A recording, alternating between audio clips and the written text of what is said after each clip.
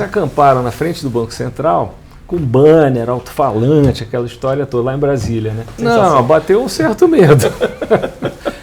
O almoço no Ministério da Fazenda, do ponto de vista da conversa, era maravilhoso, mas a comida... Gabriel, eu não sei como é que o Pedro Malan aguentou 8 anos daquilo.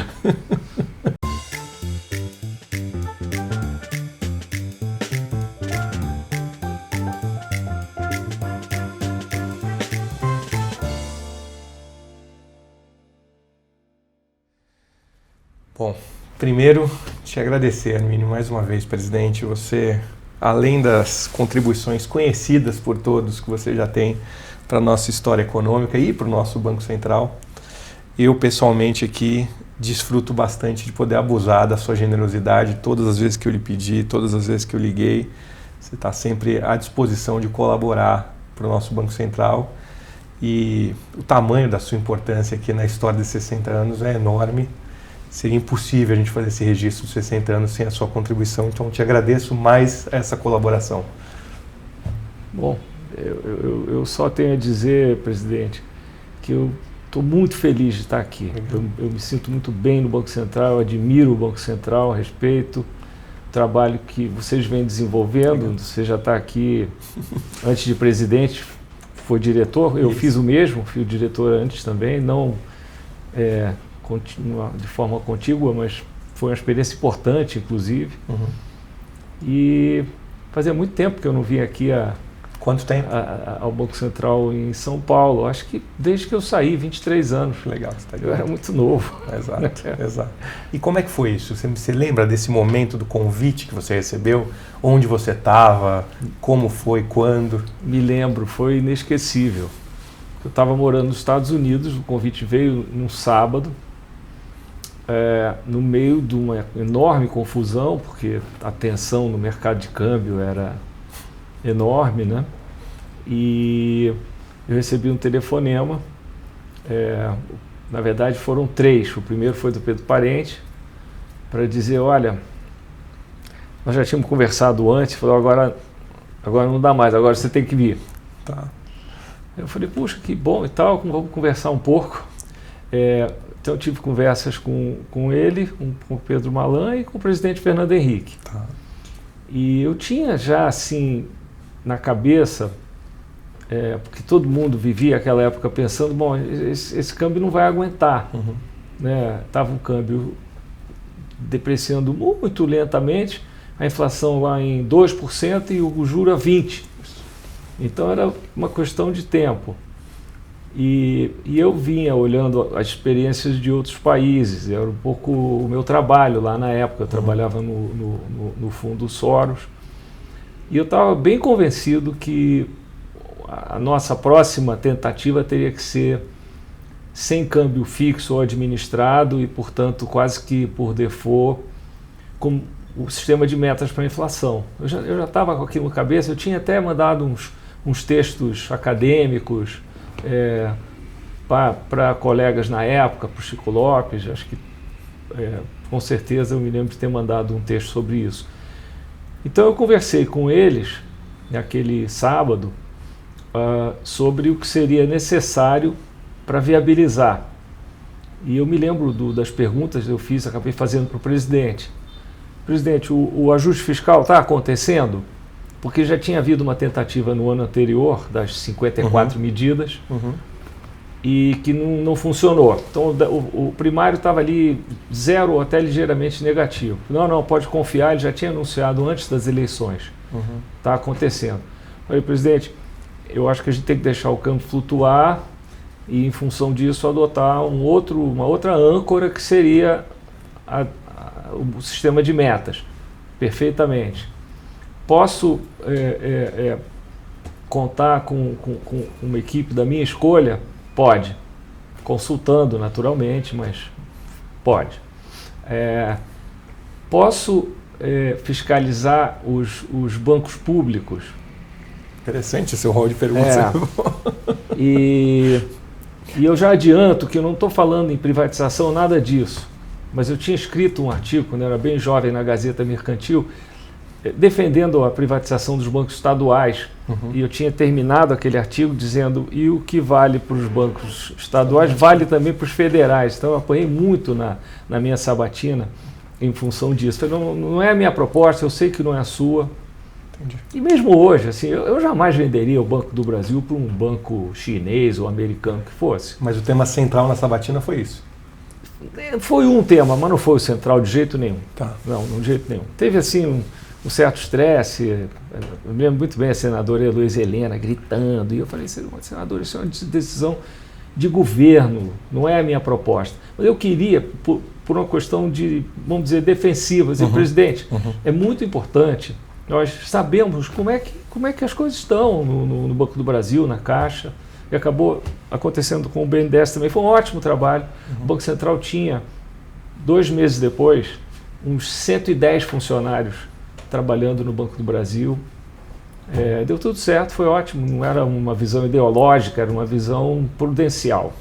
E eu tenho perguntado aqui sempre desse primeiro momento, quando você entra na tua sala e se fecha ali, o que passou, mas você tem esse benefício de já ter um diagnóstico bem desenhado quando você chega, né, sobre o que deveria ser feito, o que poderia ser feito, e também o benefício de já ter passado pelo Banco Central e conhecer a casa. Então acho que para você foi meio bater no chão com o carro rodando. Fez toda a diferença. E eu acompanhava, por interesse acadêmico, depois profissional, o grande tema de crise de balanço de pagamentos, inflação.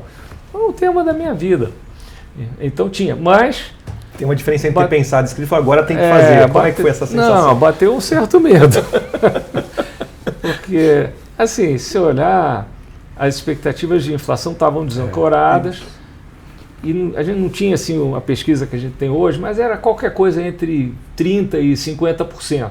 E eu acompanhava o caso do México, que tinha acontecido 4 anos antes, num gráfico era muito parecido. Eu falei, se a nossa chegar a 70%, que chegou no México, 12 meses, vai reindexar.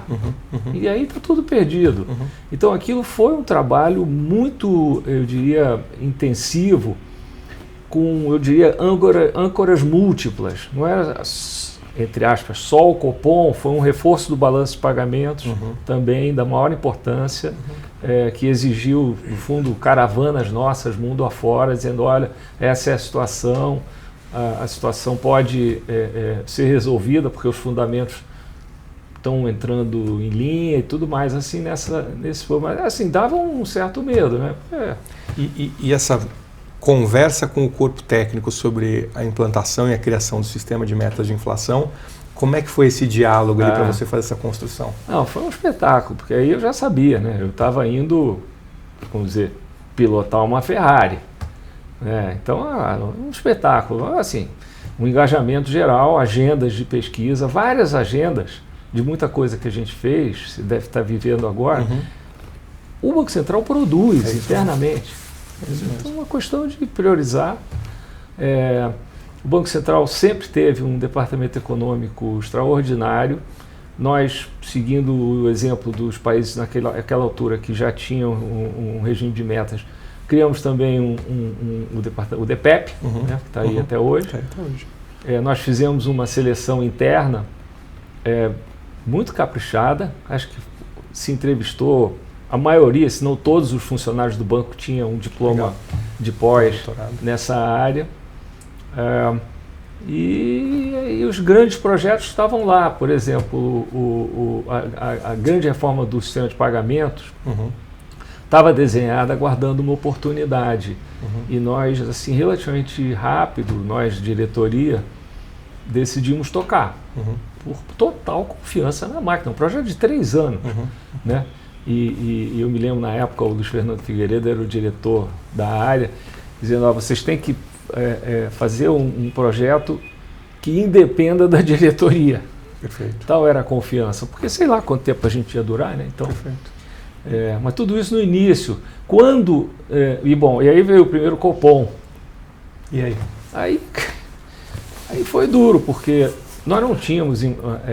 não havia informação de qualidade sobre o repasse cambial. Por quê? Porque não tinha...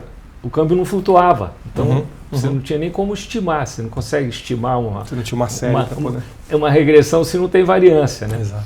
E aí a gente fez o melhor que foi possível, e a cabeça muito era assim, é regra de Taylor, você faz um aumento que faça com que a taxa de juros esperada fique em campo positivo. Aí a gente tem aquele aumento gigante, né, que nós demos à época, que foi de 38 para 45. Aí eu me lembro, no dia seguinte, olhando para a tela, aí um pouco traquejo de mercado, né? E quando o mercado abriu, a curva de juros inverteu. Eu falei, tá feito. Tá feito, assim, vai dar certo. Pode. Funcionando, tá funcionando. Na verdade, eu acho que o que eu devo ter pensado foi, pode dar certo. Isso. Tá funcionando. Tá funcionando. Aquela invertida foi gloriosa. Tá funcionando. Aí a coisa foi indo. E você lembra que esse é um tema sempre que o pessoal tem muita curiosidade sobre os processos de decisão de política monetária do Copom. Você lembra de alguma reunião do Copom como sendo marcante, que teve alguma coisa especial? A primeira foi inesquecível. Essa foi a principal, na minha lembrança. Que é essa que resulta na inversão da curva, e vocês sem muito dado para conseguir ele fazer. Eu sabia que ia ser uma reunião tensa. Nós sempre tivemos o pacto entre nós de não ficar discutindo muito o Copom. Conjuntura, sim, era natural, a gente discutia entre nós, discutia com a Fazenda, que sempre tinha também boas contribuições a dar, mas não o Copom, assim, estrito senso de taxa de juros, né? Para chegar no período e nós aí dedicarmos, que era 2 dias intensos, revisitando todas as estatísticas, modelagem também já entrando em funcionamento, para tomar a decisão. Mas aquelas primeiras a gente estava voando meio assim, sem radar. Depois tiveram várias, porque infelizmente, foi um período que teve algumas crises, né? Então, mas eu acho que no final o nível de tensão voltou ao que era no início, eu diria. Teve o período da crise de energia, que teve várias crises internacionais nesse período também, mas a final foi também bem complicada, porque nós tínhamos que tomar essas decisões sabendo que o problema ia muito além do que estava na nossa mão. E com medo, porque o Tesouro não conseguia colocar os seus títulos no mercado, a demanda colapsou, ninguém queria financiar o governo passado o fim do ano. E falavam na nossa cara, falavam assim, olha, tudo bem, legal, Fernando Henrique, Pedro Malan, você... Mas dia 1º de janeiro vocês vão estar em casa de pijama. E nós vamos estar aqui, não dá, a gente tem que se proteger. Então aquilo foi um pânico completo. Eu tinha, àquela altura, vários de nós, mas eu tinha já me aproximado na transição e eu estava bem confiante de que não se faria nenhuma loucura. Mas as pessoas achavam que eu estava ali no fundo defendendo o país. Não, ao contrário. Falaram, não, você está aí falando isso porque você está nessa posição. Entendi. O pessoal é mais delicado, mas é isso, cara, assim, também linguajar de mercado em inglês, eu estava ali talking my book. Entendi. Mas com o tempo funcionou, mas funcionou porque o governo eleito tomou as providências, muito mais do que nós. O nosso trabalho foi muito mais de conversar, mostrar, olha só, os números aqui são bem razoáveis, o fiscal tá bom, o sistema financeiro está com saúde, não tem razão para estar isso aqui, é só vocês acreditarem no que o presidente eleito vem dizendo, o Palocci que apareceu, que foi uma extraordinária surpresa à época. E a gente acabou falando de várias dessas contribuições que você deu na dimensão da política monetária, que foi desde da reformulação do Copom, a questão do sistema de metas e efetivamente o que foi feito na gestão da política monetária, mas você pincelou um pouco dessas coisas que estão para além da política monetária e estão dentro do mandato do Banco Central. O que você ressaltaria nessa época da sua gestão como temas? Boa pergunta, foi muita coisa. Assim, de cara, nós tomamos uma pequena decisão que teve um enorme impacto, que foi tomada pela diretoria, que foi permitir a abertura de correspondentes bancários. Então, na época, estou sem o celular aqui, mas hoje você todo mundo tem um celular, nem que seja o mais simples possível, e aquilo ali funciona para receber dinheiro, e tudo, mas na época não existia. Né? Nós estamos falando de ano 99, 26 anos atrás. E a abertura, o uso de correspondentes bancários permitiu que o número de postos bancários no Brasil quadruplicasse rapidamente, porque começaram a usar os correios, as lotéricas. Aquilo foi sensacional, tem estudos acadêmicos mostrando o impacto da decisão. E aquilo, para nós que estávamos lá, aquilo não aconteceu tão rápido, mas foi quase que uma pequena euforia, dizer, nossa, tem tanta coisa para fazer. Tinha o grande projeto de sistema de pagamentos, que, enfim, onde apareceu, na época era a TED, depois o Banco Central brilhantemente avançou, e hoje nós temos um sistema que é líder global, PIX, tudo mais. Mas eu diria que eu colocaria no topo da lista o projeto de redução do spread bancário. E aí é interessante porque a política por trás do nosso trabalho teve um peso muito grande, às vezes não entendido. Tá. E nasceu de uma forma bem simples. O nível de juros era conhecido, tinha assim, sei lá, capital de giro, tinha algumas linhas que eram acompanhadas, mas não existia uma visão mais completa do tamanho do problema. E nós então criamos um índice, que era uma média ponderada. Depois fizemos um estudo decompondo essa enorme diferença, que quando nós começamos estava, sei lá, em 52%, ele caiu 20 pontos. Tá?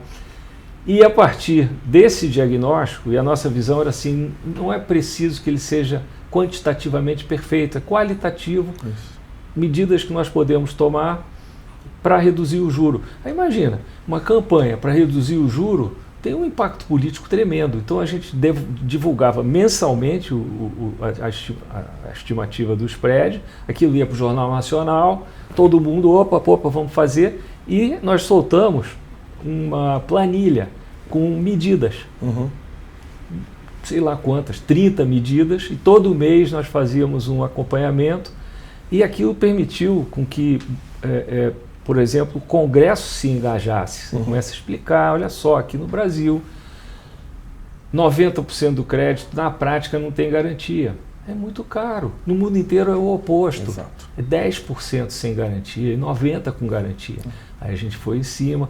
Já tinham havido inovações importantíssimas, o uso da alienação fiduciária, por exemplo, foi um negócio genial. Aconteceu antes da minha chegada, mas certamente com o dedo de ouro do Banco Central. Esse foi um projeto lindo, maravilhoso. Que ainda está aí. Tá aí. Absolutamente atual e um projeto prioritário aqui para a gente, com certeza. Uma herança positiva sua aqui. E está indo. Não nem começou conosco, nem acabou, mas a organização, vamos dizer, o ataque, a campanha, foi um exemplo muito bacana. De comunicação e tudo mais. Nem sempre também é viável isso, né? Mas ali foi. Eu vou fazer uma pergunta que é específica para você, que eu não fiz para os outros presidentes. Está tendo uma série de produções do BIS, especialmente conduzidas pelo Cláudio Bório, de revisão sobre os sistemas de meta de inflação e revisão de ver os efeitos, né? E como é que isso funcionou e como é que está sendo o impacto disso, como são as diferenças entre países emergentes e países avançados, onde teve flexibilização de número, geralmente se vê ao contrário, se tirou a flexibilização efetivamente da meta que você persegue, se teve alguma flexibilização está mais em horizonte de que você está perseguindo e muito mais em países avançados. Você como pai da criança aqui, como é que você vê esse teu filho depois desse tempo todo? Eu escrevi um artigo 10 anos que eu publiquei e justamente com os vieses da paternidade. E eu acho que o sistema veio para ficar. É difícil imaginar alguma coisa diferente. Ele pode e deve usar toda a informação disponível, entender da melhor maneira os mecanismos de transmissão, tudo isso. Então isso vai sendo aprimorado, mas o caráter geral do modelo eu acho que foi vitorioso. tem muita inovação, então não dava mais para seguir um modelo monetarista, aquilo já tinha sido abandonado há muito tempo. O modelo de âncora cambial também era fadado a crises periódicas.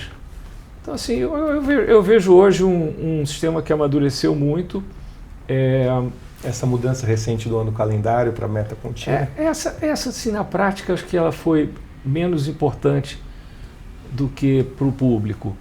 Porque o Banco Central nunca, sei lá, se tivesse um choque inflacionário em outubro, ele não vai tentar reagir para corrigir isso em dezembro. Né? Então o Banco Central sempre trabalhou... É mais uma adequação ao que estava na norma para o que era prática. É só para deixar, assim como eu participei publicamente na discussão sobre incluir ou não a ideia de suavizar os ciclos. Vários colegas eram contra, eu fui a favor, porque é o que o Banco Central faz. É importante que a sociedade saiba que, no caso vocês, mas nós, eu sou meio parte dessa tribo, nós sabemos que isso é desejável e possível, sem desancorar. Então isso acabou que ficou na lei também. Eu acho que o sistema tá jóia. Eu vejo o mundo hoje nessa área, talvez carregando um pouco demais na comunicação, não aqui, mas no mundo. Isso é interessante. É uma cacofonia total. Isso é interessante. E eu acho que atrapalha mais do que ajuda. Talvez você está dizendo que menos é mais, nesse caso, para o Banco Central. Eu acho. Olha, nós estamos perseguindo a meta, gente. É isso. É isso. Teve um momento quando o juro foi a zero, que era um desafio, até ligeiramente negativo, foi possível, mas os bancos centrais querendo fazer mais, passaram, eu acho, a falar mais. Eu acho que não precisa. Tudo que a gente faz é desse jeito. Se o Banco Central se encontrar diante de um problema muito grande... Que ele precisa comunicar, ou nem pode ser tão grande, mas que ele precise ter algum tipo de comunicação, aí faz sentido. E eu acho que deve ficar muito claro também, assim, uma coisa são pequenas flutuações na inflação, o Banco Central vai lidando com isso, então outra vez tem um choque maior, você vai ter que levar a inflação de 5 para 3, não dá para fazer isso em um ano, salvo no caso de um choque reverso positivo, que também não dá para contar. Então, eu acho que isso funciona. Tem algumas marcas, como por exemplo, você ter a banda para comunicar com a sociedade o que aconteceu, eu acho que faz sentido. Mas no resto não. Hoje o tema está quente no mundo inteiro. Né? A inflação durante a pandemia subiu muito, mas no geral acho que o arcabouço é bom.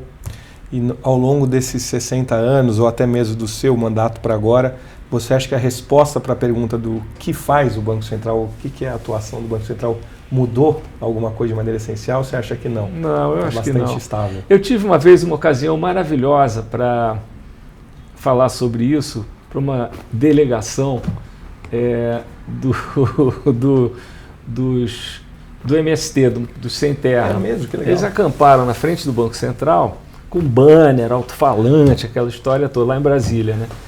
E aí tava aquele troço, o que esses caras estão fazendo aqui, né? E aí eu falei, vamos convidá-los. Interessante conversar. Que eles ficaram totalmente surpresos. Sensacional. E falei, olha, podem subir 20 aqui para o meu gabinete para a gente conversar.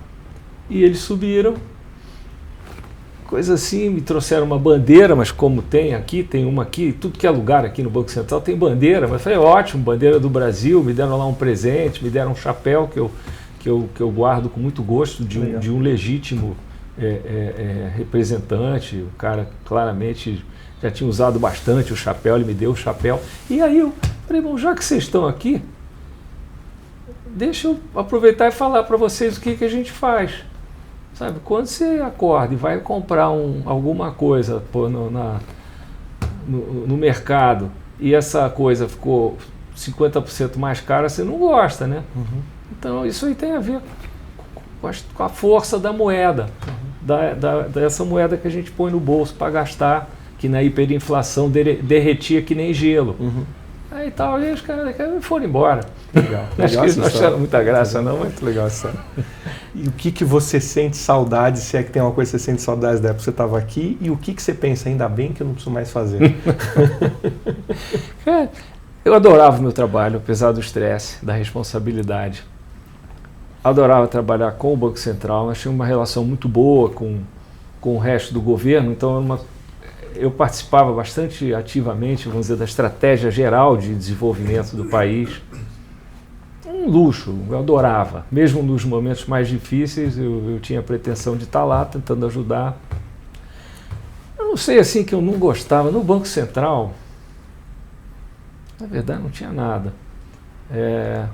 Inclusive, eu respeitava os sinais que a máquina dava.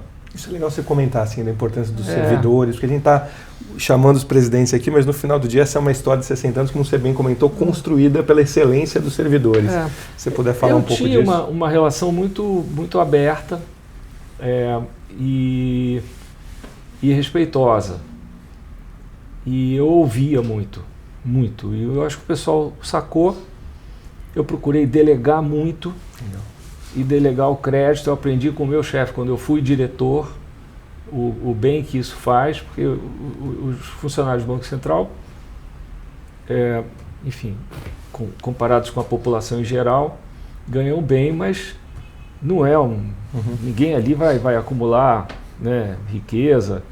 Estão ali por vocação e espírito público. Então isso era muito bom, muito gostoso.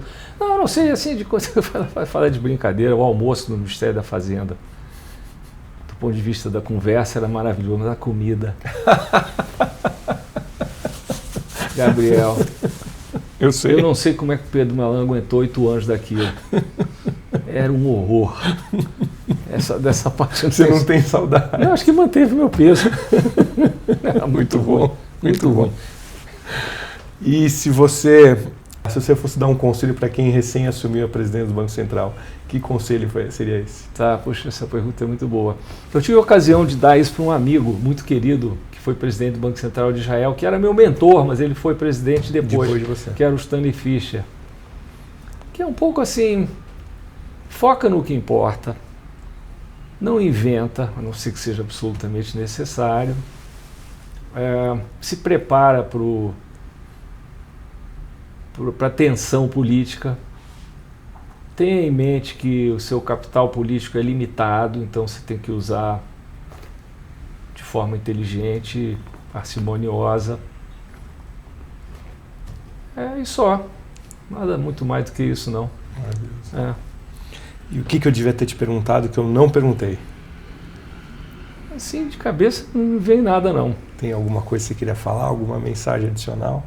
Não, eu já falei no início, não posso repetir. Eu adoro o Banco Central.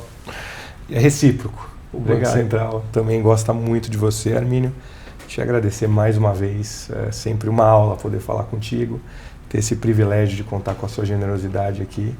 E obrigado por mais essa contribuição. Você, como eu disse, é um pedaço essencial dessa história aqui de 60 anos do BC. Obrigado mesmo. Puxa, muito obrigado. Obrigado mesmo. Valeu.